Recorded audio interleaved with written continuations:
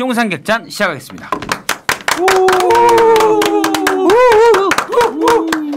한돈. 이재명. 통합. 지금 윤석 대변인 표정이 안 좋았어요. 안 좋았어요? 박수 치면서 좀. 한동훈. LG. 쌍방. 쌍방? 아니야. 쌍방울 할래. 쌍방울. 이화영 또 전주. 그 얘기하려고 그러는 거죠 또. 아니.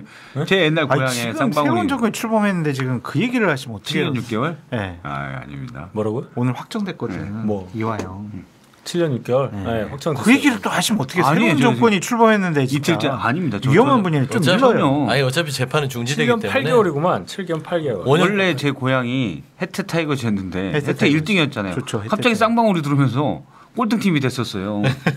네, 전북에 약간 그런 아픔이 있었다는. 그렇습니다. 리스트에 적어놓으세요. 이미 적혀 있을 거예요. 네. 알겠습니다. 자, 어제가 이재명 정부의 첫날, 오늘이 둘째 날입니다.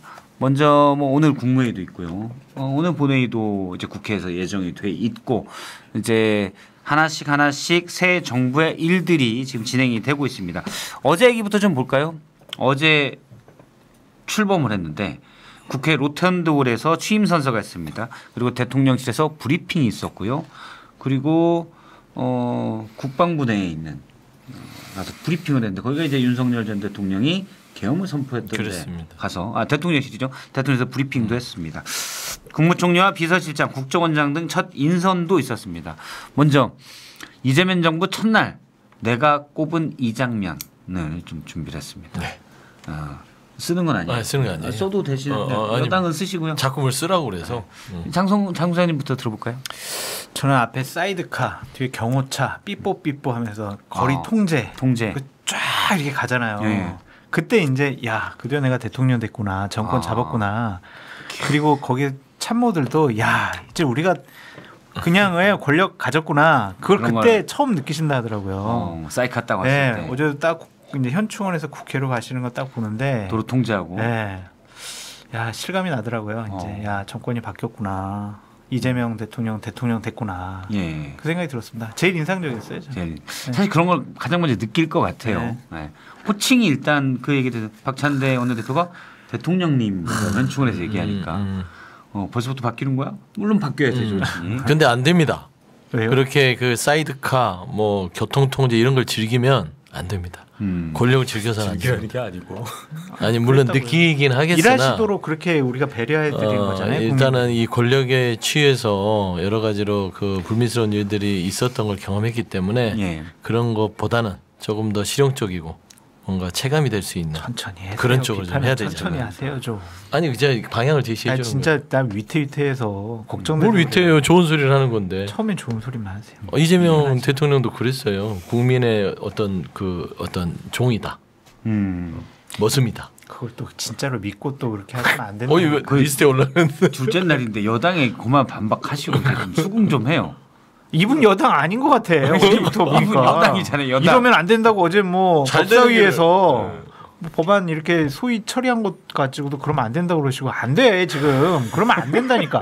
난 진짜 내가 경험해봐서 알아요. 아니, 내 전략적인 제시를 하는 거예요. 이런 그 법안들이 갈등의 소지가 되면 이걸 협치의 재료로 써라.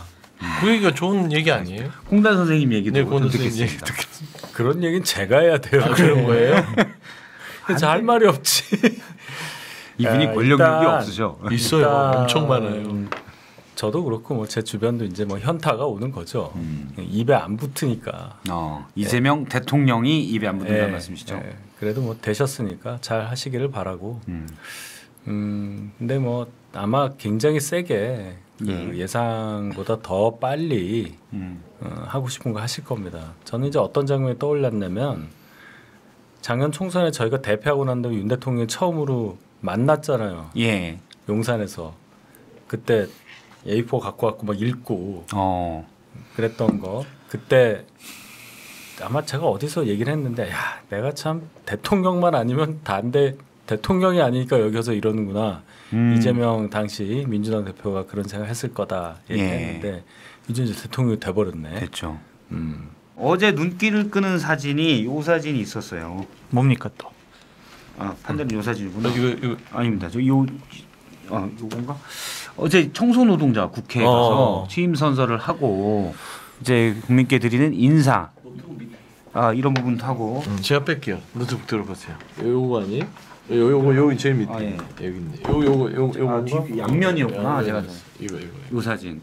사실은 이제 대통령이 취임 첫날 국회에 청소노동자 또 방호하시는 분들 이분들하고 같이 쭉 악수하고 사진 찍었는데 흔치는 않은 일이죠. 그렇죠. 뭐 사실은 잘하셨네요. 오부 요인들 만나서 인사하고 이런 것만 있었는데 나중에 참 보도를 보니까 그게 있더라고요. 이재명 대통령의 어머니 여동생도 청소노동자였다. 그래서 그런 부분들이 좀 많이 와닿았다. 그래서 과거에 이제 한 대학에서 청소노동자 사망한 사건이 있었는데 그때도 가서 뭐 눈물을 흘리기도 했다. 이런 것도 좀 있었습니다. 근데 사실은 계속 성장 뭐 이런 것들만 강조했고 그러는데 이렇게 좀 살피는 모습? 어쨌든 뭐 이런 메시지 자체는 괜찮은 것 같아요. 좋았어요. 이전과는 좀 다른. 어제 하루에 두 가지 장면인데 하나는 여야 대표들 모아놓고 비빔밥 회동한 거. 비빔밥 회동. 그다음에 청소노동자들 만나서 제일 먼저 만나서 노고를 취하고 그 12월 3일 계엄의 날 엄청 그 국회가 난리가 났잖아요. 예. 그걸 다 청소노동자 이분들이 다 했거든요. 저도 보좌관 할 때 운영위에서 청소노동자들 정규직화하는 거를 제가 같이 노조랑 했었어요. 그래서 정세균 의장 시절에 의장 시절이죠. 그래서 청소노동자 저분들이 저하고도 엄청 친하거든요. 국회 가면 막 되게 반가워하세요. 근데 정말 우리 아시잖아요. 회관에 있을 때 출근하면 깨끗해진 이유가 이분들이 정말 그렇죠. 와서 알게 모르게 다 해놓고 가시는 그런 귀한 분들입니다. 예, 뭐 메모 같은 거 잘 하나 봅니다. 한동훈 전 대표가 당에 가서 당사에 들어갔을 때 같이 식사했던가요? 식사도 하고 뭐 그런 거 다 기억해서 하네. 다 자기 자랑들이네. 참고로 저렇게 지도자급 인사들이 청소노동자분들과 사진 찍고 이렇게 오찬하는 거는요. 2010년 김무성 원내대표 때 처음 저희가 관례로 만들었다. 그때 보좌관이 아주 훌륭한 분. 그때 보좌관이 누구였습니까? 장모 씨로 아주 훌륭한 보좌관이 있습니다. 그때는 굉장히 인성도 좋고 훌륭했습니다. 지금도 그렇습니다. 장모 씨가요? 김무성 대표가요? 그건 잘 모르겠습니다. 장모 씨요. 지금도 인성이 좋고 훌륭합니다. 자 넘어가시죠 이쯤. 네 이런 좋은 모습들은 사실은 보여주면 말씀하신 대로 당시 김무성 대표의 보좌관이 기획을 했든 김무성 대표가 했든 또 한동훈 전 대표가 했고 그러면 이런 것들이 전례가 돼요. 그럼요. 그러면 사람들이 잘하셨어요. 이렇게 해야지 앞으로 나도. 그러면 사실 갑질하는 사람들이 있어요. 그럼요. 못한 사람들 이거 왜 안 치워? 뭐 이런 사람들인데 대통령이 저렇게 하는데 누가 그래요. 그래서 그런 거 되게 중요하다. 가방 던지고 성대모사 잘하셔야 됩니다. 네. 일반적인 걸로 하셔야 돼요. 일반적인 걸로. 잘못하면. 오래되신 분이고 다시 권력 잡을 일 없으니까 자꾸 그렇죠. 이제 비대위원 올 수도 있어. 그래요? 그렇구나. 네, 알겠습니다. 그리고 또 하나 장면. 앞서 이제 비빔밥 얘기했어요. 비빔밥. 썰렁 개그의 달인인 박찬대 원내대표가 육회해야 된다. 그래서 이거 육회 들어가죠. 그러니까 우원식 국회의장이 어디 좀 행성인가요? 한우에 육회가 들어가 있다라고 얘기한 바가 있습니다. 재밌다. 전반적으로 썰렁했죠? 네. 너무 썰렁했어요. 알겠습니다. 근데 여야 당대표 7명과 함께 식사를 하는 장면. 이 부분도 제가 보니까 지난 윤석열 전 대통령 카퍼레이드를 했어요. 언제? 취임식하고 카퍼레이드 했지. 카퍼레이드에서 선글라스 끼고. 네. 이분이 이제 옛날 기능올림픽 세대야. 기능올림픽 우리나라 금메달 따면 김포공항에서 카퍼레이드로 오거든요. 그 목에다가 저기 그 꽃 걸고. 옛날에 저 홍수환 선수 세계 챔피언 됐을 때 엄마도 올라탔어요. 맞아요. 다 올라탔어요. 가족들. 이거 하고 차를 찝을 한 3대 정도 해서 가족들 다 태우고. 대한 뉴스에 나온. 대한 뉴스. 그러니까 저는 그때 보고 제가 특보를 이렇게 하는데 카퍼레이드? 그러니까 생소한데? 그 냉동 인간이란 뭐 편이 맞아요. 취임식 때 이제 국회 있었잖아요. 그 할 때 이제 제일 기억나는 거 윤 대통령 이제 취임사 하시는데 머리가 하나 이렇게 내려온 거야. 그래가지고 저거 그 머리가 좀 가늘단 말이에요. 머리카락이. 그래서 저 어떡하지? 근데 이게 그냥 처음에 내려서 이게 막 되게 거슬리고 그다음에 쌍무지개 떴다고. 맞아요. 와, 막 했거든요. 이게 다 필요 없네. 쌍무지개가 그게 상서로운 기운인데 그 상서로운이 좋은 상서로운과 나쁜 상서로운이 상서로운 같이 게 있어요. 나쁜 것도 있어요? 있어요. 상서롭다는 뜻 자체가 좋은 건데. 좋은 뜻인데 이게 말하자면 기괴한 어떤 그런 현상들이 나타나면 좋은 호재도 있지만 나쁜 일도 오버하시는 것 같은데. 맞습니다. 찾아볼게요. 무지개는 상서롭지 않다. 네. 무지개는 상서롭지 않고 그냥 기온차나 뭐 이런 수분 차에 의한 자연 현상이다라는 게 증명됐다. 라고 네. 얘기하면 될 것 같습니다. 근데 이재명의 사람들 지금부터는 그걸 네. 어제 몇 분의 인선이 있었어요. 김민석 총리 후보자 이제 인준을 통과해야 되고 강훈식 비서실장이 임명이 됐고 그리고 국정원장의 이종석 전 통일부 장관이 됐습니다. 또 뭐 강유정 대변인도 나왔고요. 인선에서 일단 김민석 총리 후보자 평가는 어떻습니까? 잘했습니다. 매우 잘했습니다. 매우 잘했습니다. 예, 답이 뻔하니까 넘어가겠습니다. 윤석 선생님은 김민석 의원이 중용될 거에 대해서는 뭐 예상을 했는데 예. 총리하고 어울리느냐, 총리라는 자리와 그리고 김민석 의원의 경력이 국회의원 올해 18년을 쉬었어요. 그리고 이제 2020년에 다시 3선째 들어와서 지금 여기까지 온 건데 안 맞습니다. 제가 볼 때는. 총리직과. 예. 이분이 686 운동권 세대 서울대 총학생회장고 뭐 그런 경력으로 쭉 왔는데 그럼 아직도 소위 진보라는 분들은 운동권인 분들을 총리 자리에까지 중용해야 하는 그런 상황인 거냐. 예. 총리라는 그 상징성이 있는 건데 통합을 취임사에서 그렇게 강조를 해놓고 야당일 때 대여 투쟁 선봉에서 굉장히 세게 투쟁했던 사람을 총리로 국회 동의 받아가지고 임명을 하겠다 하는 것은 취임사와 좀 다르게 갈 가능성이 크겠구나. 예. 이재명 정부는 시작부터 굉장히 강성 정부겠구나. 이걸 느꼈습니다. 강성 정부를 표시하는 거다. 제가 뻔한 소리는 아니고 좀 설명을 드리면 이재명 정부의 인사는 주기가 있을 겁니다. 초반에는 지금 이 인수위가 없이 시작됐기 때문에 어지러운 이 전국 그러니까 내란 사태로 정말 국민들이 아직도 혼란스럽거든요. 그다음에 경제 상황도 안 좋아서 회복의 시간이 필요할 거예요. 예. 그다음에는 다음 인사는 어떻게 되냐면 통합의 시간에 인사가 있을 겁니다. 통합에. 그다음 현재는 좀 지금은 회복의 인사예요. 회복을 신속하게 해야 되기 때문에 주변에 있는 정치인들을 많이 등용할 가능성이 크고요.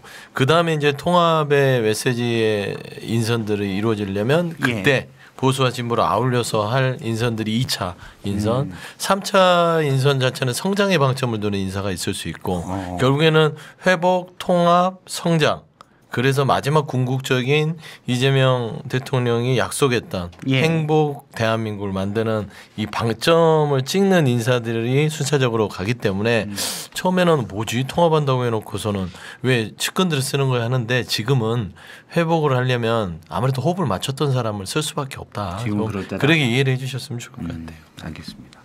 전 잘하시는 것 같아요. 저는 정치인들이 저는 뭐 총리하거나 장관하는 거 적극적으로 찬성하고 그게 맞다고 생각하는 사람이거든요. 국무총리라는 자리가 그 윤석열 전 대통령 통합이라는 곳에 방점을 둬서 한덕수 국무총리 했는데 국무총리는요 행정부를 통과하는 자리예요. 일하는 자리예요. 그걸 제일 잘할 수 있는 거는 관료도 아니고요. 교수 출신도 아니에요. 정치인들이 잘할 수 있거든요. 그래서 깜이냐 김민석 전 최고위원이 깜이냐 그 부분에 대한 논란이 있을 수 있겠지만 이재명 대통령과 호흡을 맞출 수 있는 사람 측면에서 실무형 총리로서는 뭐 믿고 맡길 수 있겠다 그런 생각이 들어서 나쁘지 않은 인사, 잘된 인사라는 좀 생각이 들고 이제 좀 상황을 오다가 좀 여러 가지 알아봤더니 이제 김민석 총리 지명자는 총리가 되면은 그냥 총리 한 2년 정도 하고 당대표 갔다가 다음번 대선 출마하는 그런 스케줄을 좀 잡고 지금까지 서울시장을 좀 목표를 해왔었는데 그거는 이제 안 하고 건너뛰고 다른 분들이 서울시장으로 나올 것 같다 이제 그런 얘기 하네요. 알겠습니다. 그리고 이제 김민석 총리 후보자가 사실은 서울대 총학생회장 출신이지만 그 다음에 제 기억으로 MBC 기자였고 그다음에 50 청문회 때 참고인인가요? 나왔다가 거기서 이제 주목을 받았죠. 그래서 DJ가 기자였어요? 영입한 인사도 몰랐네요. 됐고, MBC 기자를 했어요? 네, MBC 기자로. 그리고 그 다음에는 또 뭐가 있냐면, 그러니까 서울대 총학생회장했고 그렇지만은 어쨌든 그 다음에는 이렇게 좀 달랐다가 2002년에 노무현 정몽준 단일화 때 정몽준 후보를 지지했다가 사실은 민주당에서는 완전히 이제 몰렸던 거의 한 20년을 그렇죠. 예. 변방을 돌다가 예. 이제 화려하게 화려하게 네. 복귀를 와, 했죠. 20년 그러면서 수석 최고위원으로. 근데 원래 제가 알기로 강성인 분이 아니에요. 이분 원래 강성인 분이 아닌데 일단 새로 이제 지난번 전당대회 때 최고위원 출마하면서 이제 강성 메시지가 좀 많이 나왔죠. 원래는 강성 스타일은 좀 아니다라는 부분 좀 있고. 예. 자, 김민석 총리 후보자 평가가 있었고 강훈식 비서실장 평가는 어떻습니까? 최고 베스트 오브 베스트. 베스트. 네, 정말 잘하셨다. 그럼 건대 선배에서 그런 거 아닙니까? 맞습니다. 공국대 후배죠. 후배죠, 후배. 3년 후배군요. 3년 근데 후배. 어제 뭐 이분 저분 얘기하시는데 강훈식 의원을 전 의원을 비판하거나 욕하는 분들 아무도 없더라고요. 좀 뭐 능력도 있고 예. 성품도 괜찮고 괜찮다고 그렇게 얘기하시더라고요. 근데 이분은 어쨌든 충남지사 나갔다가 또 대통령 꿈이 있는 분이니까 이렇게 경력 관리해 주는 거는 참 이재명 대통령께서 잘하는 거다. 부럽다. 그렇게 부럽다. 말씀드려요. 일단 강훈식 의원에 대해서 대선 꿈이 있다 이런 얘기하는 건 본인한테 도움이 안 돼요 지금. 누군지를 모르는데 많이 밀어주시려는 건 제가 아니 밀어주는 게 알겠는데. 아니라 이분이 원래 자기는 대통령의 꿈이라고 얘기하고 아니, 그러니까 제 얘기는 뭐냐면은 얘기하는 그 거지. 대선 뭐 대권 꿈 다 정치는 있다고 하지만 지금 비서실장 되고 삼선이고 강훈식이 누구야 다 이러고 있는데 예. 그렇게 하면 제가 볼 때는 별로. 내가 뭐 근데 얘기한다고 뭐 비서실장 영향이 하면서 아니 하면서 워낙에 큰 스피커라 그래요. 비서실장 하면서 덩치가 확 커졌어요. 그럼요. 확 커져서 이분도 제가 알기로 대선 꿈이 있거든요. 근데 그 급을 비서실장 이제 올려줘 붙지. 그렇지. 네, 그 효과는 좀 있는 것 같다. 하여튼 뭐 폐쇄자만 줄지어 나오는 저희 당에 비하면 참 민주당의 그런 풍토는 그럼. 대단히 바람직하고 부럽습니다. 그렇죠. 사람 귀한 줄 알고 키울 줄 아는 건데 이 당은 저희 당은 참 대단한 당이에요. 그러니까 저런 기회를 줘서 저거를 잘 소화하고 저서 역량 발휘하고 그거는 이제 본인 몫인 거예요. 그렇잖아요. 근데 그렇죠. 그런 기회 자체를 준다라는 거가 상당히 이재명 대통령이 잘 판단하신 거 아니냐. 저도 이제 제일 눈여겨본 건 강훈식 비서실장. 사실은 일은 총리보다 비서실장이 훨씬 더 많이 하죠. 주요한 역할을 하게 되고 그럴 텐데 실질적으로는 그럴 텐데 보면은 강훈식 비서실장은 찐명이 아니에요. 이른바. 그렇죠. 친명도 아니고 대표로 저 선거에도 나왔잖아요. 선거에 나왔었죠. 박용진 그래서 할 때. 그렇죠. 그래서 비판도 사실 했었고 그래서 거리도 소원했었거든요. 그런데 이번에 상황실장을 쓰고 그다음에 비서실장까지 갔다. 그러면은 저는 그 부분은 이재명 대통령도 높게 평가를 해요. 왜냐하면 그냥 일로 평가한다. 그 부분 사실은 엄청나게 강훈식 의원은 비서실장을 저도 좀 아는데 누구한테 막 권력욕을 보면서 누구한테 충성을 오르는 스타일이 아니거든요. 그런데 이제 중이 쓰는 거는 나름 인사를 잘한 거다라고 봅니다. 근데 이제 서 소장님 더 잘하시겠지만 오다가 이제 이 인상과 관련해서 내막을 좀 많이 들었는데 처음에 비서실장으로 추천되고 하고 싶어했던 분이 다른 분이 계시더라고요. 그 얘기를 해줘야 돼.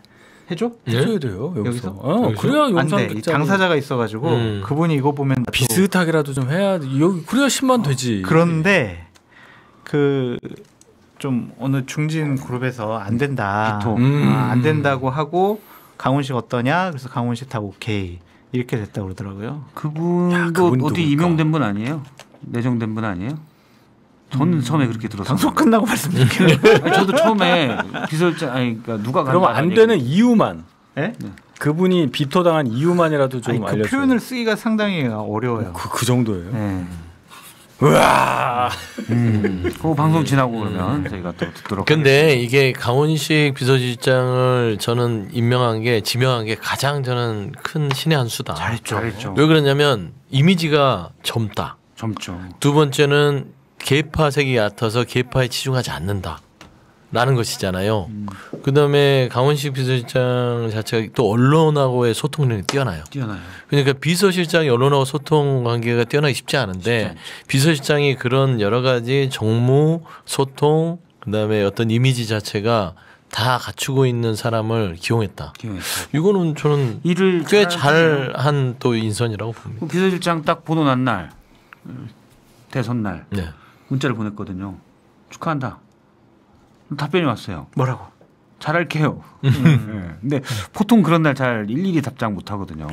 근데 이분이 약간 그 일단 겸손하고 일단 태도가 좋아서 이전에 정진석 비서실장과는 다르게 태도가 많이 좋아서 그 부분들은 이제 높게 평가를 받을 것 같아요. 그런데 이제 일을 물론 잘해야죠. 근데 태도도 중요한데 태도는 좋아요. 비서실장을 왜 또 소환해가지고? 아니 장사장님 눈을 보면서 정진석 비서실장과는 다르게.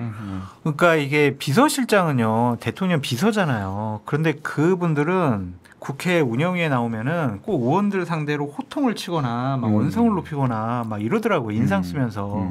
그렇죠. 뭐 노영민 전 비서실장. 자기가 국회의원 때 생각해서 그런 거예요. 노영민도 삼선이었고.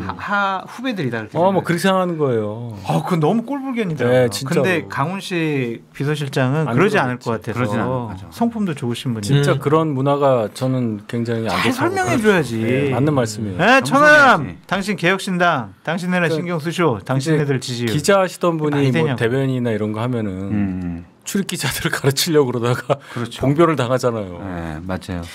근데 저는 현장에서 본 적이 있어요. 아, 아직도 기자인 줄 알아 그러더라고. 기자들이요? 그럼요. 근데 기자들이 가장 그 좀 속된 말로 재수없어하는 캐릭터가 그런 거죠. 언론인 정진석? 출신인데 아니 언론인 출신인데 정진석 비서실장이라고 얘기해 주세요. 그거 모르겠어요. 장소영은 말할 수 정진석 없어요. 비서실장은 구원이 상당히 있어요. 구원이 있어요. 저는 방송에서 여러 군데 잘렸어요. 네, 저는 뭐 이렇게 구체적으로 이름을 밝히지 않지만 그런 캐릭터들은 네, 그런 취급을 당한다. 그렇죠. 아니 이제 오다가 그 정말 민주당 내부 일들은 서영주 소장님 워낙 탁월하게 잘 아시는데 말할 수 오다가- 없다. 나올 것 말할 같다. 수 없습니다. 오다가 취재했더니 나올 것 같다. 이 자리를 눈여겨보라고 그러더라고. 아직까지 이건 바로 임명했어야 될 자리인데 임명을 안 한 자리. 어떤 자리? 이유. 국정상황실장이요. 국정상황실장. 이거는 대단히 측근이 가는 자리잖아요. 그렇죠. 그러니까 예를 들면 제일 핵심 측근이죠. 노무현 전 대통령 때는 이광재, 이광재, 그리고 문재인 전 대통령 윤건영. 때는 윤건영. 윤건영. 이런 분들 측근 가고 그렇죠. 바로 임명하거든요. 네. 지금 임명을 아직 안 했다. 이거를 눈여겨봐야 된다 근데 그러더라고요. 국정상황실장은 아시다시피 정무적인 최종 판단을 하는 곳이고 이번 인선은 뼈대만 잡은 거잖아요. 뼈대만. 예를 들어서 청와대에 인선할 비서실장, 총리는 이제 행정부에 인선할 이 총리, 그다음에 본인 대통령을 경호할 경호처장, 그다음에 국가안보를 책임질 안보실장이나 국정원 이제 이 정도만 한 거예요. 이빈 대변인. 아니 그러니까 내 말은 뭐냐면은 다른 뭐 수석이나 비서관급들은 거의 다 정해졌는데 거기는 뭐 큰 의미는 없을 것 정해졌는데 같아요. 국정상황실장은 지금 그게 중요하죠. 아무도 얘기를 안 한대. 네. 근데 성남 라인에서 하지 않을까요? 이른바? 경기 라인이나 성남 라인에서 성남 할 라인에서 가능성이 하겠죠. 있죠. 그래서 딱 그 사람을 시키려고 하는 거 아니냐. 그래서 지금 내부적으로 그 사람 시키면 안 된다. 그래도 좀 시켜봐라. 이게 지금 상당히 진상? 부딪히고 있다고 하더라고요. 그 사람의 성이 뭐예요? 모르겠어요. 진상 아니에요? 거기는 진상? 진상은 안 되죠. 거기 재판 중이어서.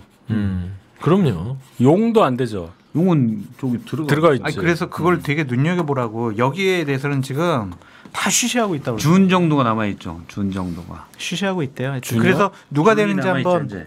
누가 되는지 한번 준이 가는 지켜보시죠. 거예요? 아닙니다. 저는 준이 가능성. 주가 갈 수도 있지. 서영주. 서영주? 주가 갈 수도 있죠. 자, 갑자기 갈 수도 있어. 왜냐면 이게 파격 인사, 파격 인사. 통합, 그렇죠. 개파적 약고, 재파석이 약고 그렇죠. 쓴소리를 늘 하는. 끊임없이 하는. 네. 알겠습니다. 레드 팀장으로 가도 괜찮아요. 레드 팀장. 레드 비서관, 레드 수석. 레드 수석. 예. 자, 이제 국정상황실장 얘기도 누가 되는지 해보고 봐야죠. 누가 될까. 근데 또 이제 지금 아직 발표가 안 된 인선 중에 지금 보도에는 하마평들이 막 나오고 있습니다. 뭐 예를 들어 뭐 통일부 장관에는 정동영 의원이 간다. 환경부 장관에는 김성환 의원이 유력하다. 이소영 의원 얘기도 있었는데 김성환 의원 얘기도 나오고 있고 보건복지부 장관에는 정은경 전 질병관리청장 공동 상임 선대위원장이 간다라고 이런 얘기도 있습니다. 자. 뭐 기재부 경제부총리의 김태년 의원 구윤철 전 국무조정실장도 오늘 뭐 일부 보도에 나왔습니다. 이 자리는 정말 중요하다. 눈여겨보는 인선 있으십니까? 혹시 서영 의원님? 저는 경제부총리 부분은 좀 한번 눈여겨봐야 될 것 같아요. 그러니까 정치인이 저는 갈 가능성이 크고요. 예. 김태년 의원 오랫동안 이 경제부총리 그러니까 기재부 이거를 개혁해야 된다라고 주장해 왔고 구체적인 계획이 많아요. 예. 그리고 김태년 의원이 꾀돌이에요. 정책적으로 밝아서 저는 아마 경제부총리는 정치인을 가서 지금 이재명 대통령, 이재명 정부에서 그 핵심적으로 지금 개혁하려는 대상이 기재부입니다. 예. 그렇기 때문에 아마 기재부는 제가 봐서는 김태년 의원이 인선에 오른 것은 이게 그 가능성이 높아 보이는데 통일부 장관 정동영 의원은 좀 이거는 생뚱맞아요. 생뚱맞다. 그렇죠. 그렇죠. 그 이분이 예전에도 했었고 예, 아주 통일부 장관을 했죠. 노무현 정부 때 했잖아. 예, 그래서 정동영 의원이 급에도 맞지 않을 뿐더러 다시 가는 것들은 좀 이거는 좀 확인이 안 된 아마 하마평이지 그렇죠. 않을까 싶고. 저도 좀 만약 정동영 의원이 뭐 이번에 국회 현안 질의 등에서 나름의 이제 경륜을 보여주긴 했었는데 장관직으로 다시 간다? 그건 좀 아닌 것 같아요. 그리고 저는 조금 생뚱맞은 기사 중앙에 썼던데 우상호 전 의원을 정무수석 하마평에 올렸더라고요. 네. 안 가요. 우상호 의원 잘 아시죠? 원래 잘 알죠. 그분이 자존심도 세고 지금 비서실장이 강원식 의원이 갔는데 정무수석 자리를 우상호 의원이 갔다.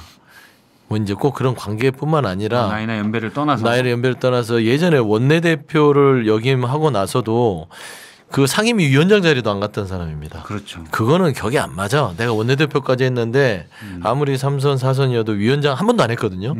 안 갑니다. 강원도지사를 생각하고 있다는 얘기가 있죠. 그렇죠. 근데 이제 정무수석 와서 한 6, 7개월에서 뭔가 그 좀 급을 높인다 하는데 정무수석 가지고 급을 높일 만한 분은 아니에요. 이미 높기 때문에. 김병욱 전 의원 얘기가 좀 나왔었어요. 그래 차라리 그 정도 선은 나은 것 같아요. 김병욱 의원 원래 지역구가 성남이어서 그렇죠. 원래 이제 이재명 대통령과도 잘 알고 호흡도 맞고. 알겠습니다. 신용상 객잔 구독, 좋아요, 알림 설정, 댓글. 고맙습니다.